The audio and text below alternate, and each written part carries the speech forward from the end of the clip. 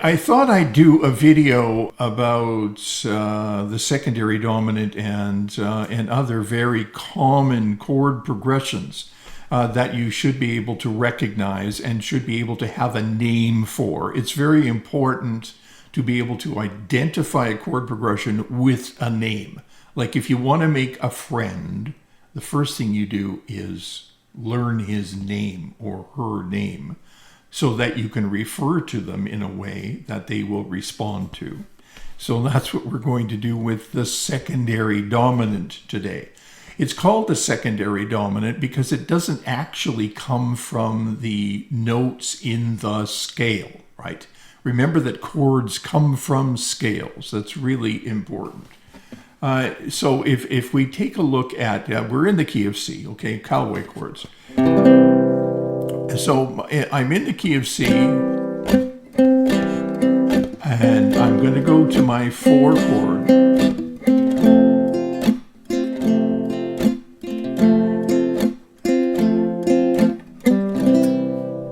All right, how do I lead more effectively to the 4 chord? Because the 4 chord just sort of goes bam, there it is.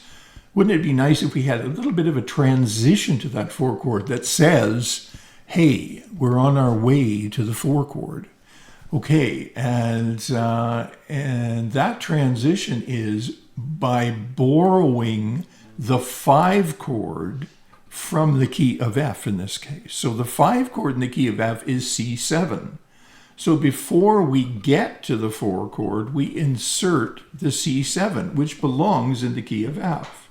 So we're suggesting something's coming up. And what that sounds like is, so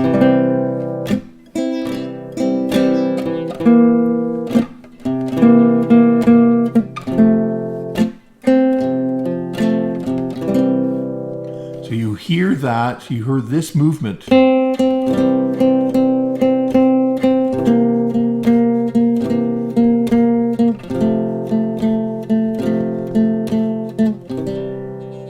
Right?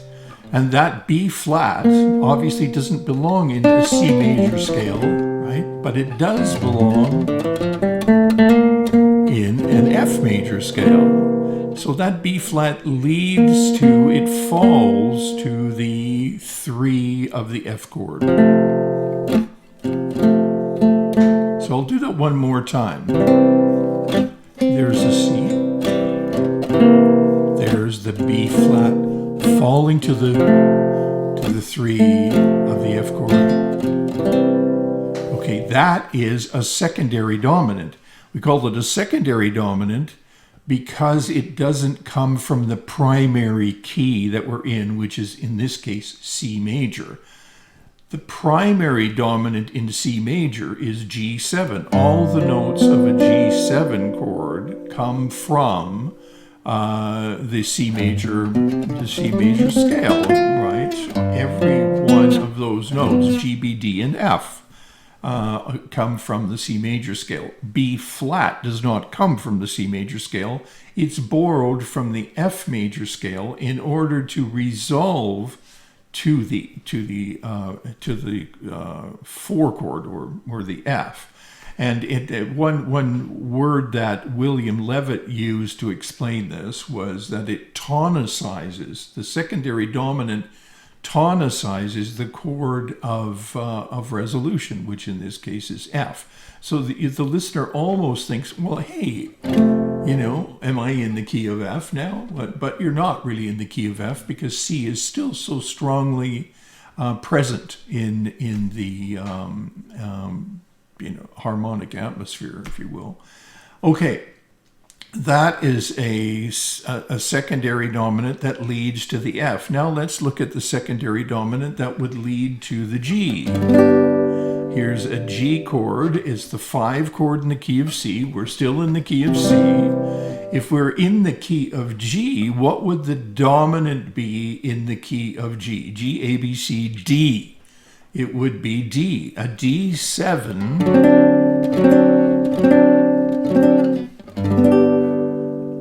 comes,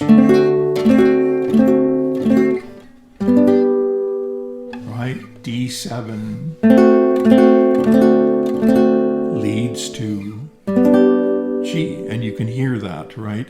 Now, what would happen if we inserted that D7 into a chord progression in the key of C?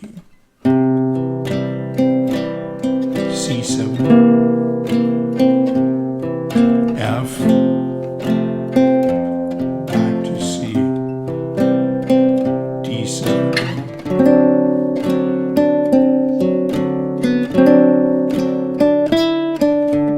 G,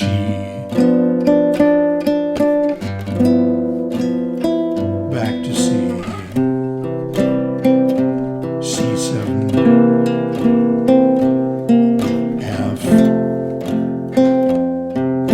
back to C,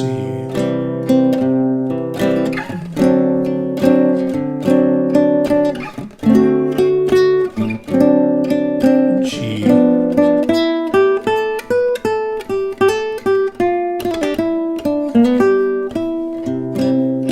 C7, F, back to C, D7,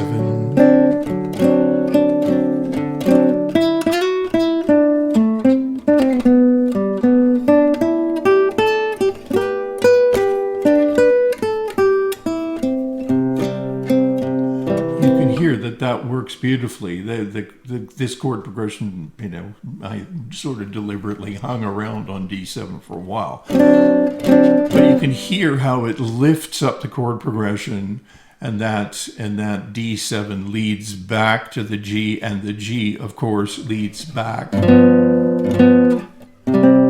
the C, to its one chord. So there's an example of two secondary dominants. One secondary dominant leading to the 4 chord, the other secondary dominant leading to the 5 chord. All right.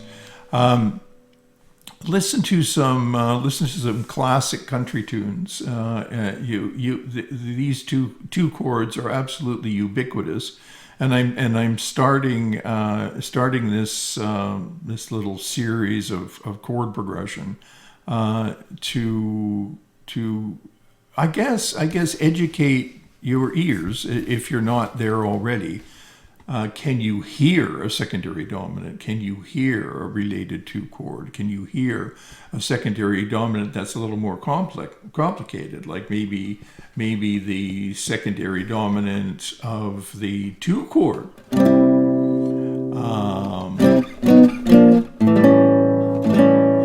A7, right? Leading to the D minor. Right? That's another example. A7 leading to the 2 chord. That is a secondary dominant. But we're still in the key of C. Okay, that's a little bit of a talk about secondary dominants, and try to pick up some tunes, some standard tunes. Maybe I'll do it here, and we can go through the secondary dominants slowly and discuss them. All of Me is a good place to start. Pick up All of Me and take a look at it and see if you can do your own analysis for secondary dominants. How about Walking After Midnight by Patsy Cline? You can pick a tune like that, or Crazy by Willie Nelson. There are many more that you can take a look at, and they appear everywhere. But the idea is to be able to hear those progressions and recognize them by ear. The secondary dominant, and the secondary dominant will lead to any diatonic chord in the key. So in the key of C, we have the primary dominant of G7. We have the A7, which is the secondary dominant that leads to D minor. We have the B7 that leads to E minor. We have the C7 that leads to F.